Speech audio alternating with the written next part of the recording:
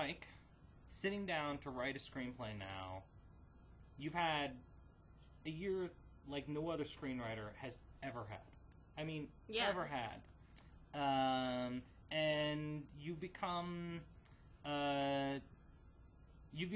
notable in a way that hardly any screenplays are. Like, we were looking for, there's a movie that Diablo wrote that I produced called Jennifer's Body that's going to be released next year.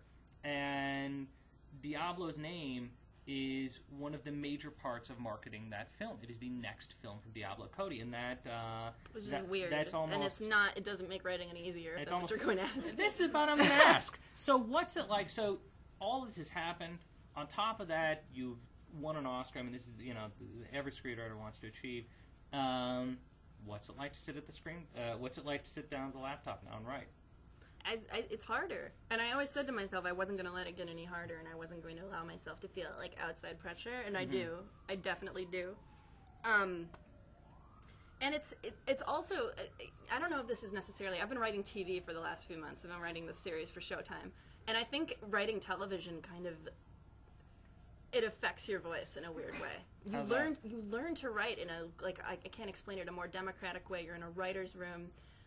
You're writing in a little more generalized way than you do for films. It's not as singular as of a voice. Right. And I feel like that's made it harder for me to write. So is everyone kind of jumping on top? Because I've watched I've directed episodes of The Office where I've sat in that room and kind of watched them work together. And usually it's like one person says something and the other person basically rewrites the line instantaneously and says it out loud.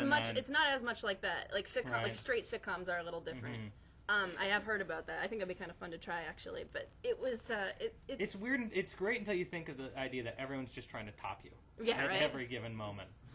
And I'm just like, I'm such not a generous person, so I won't let anybody do that.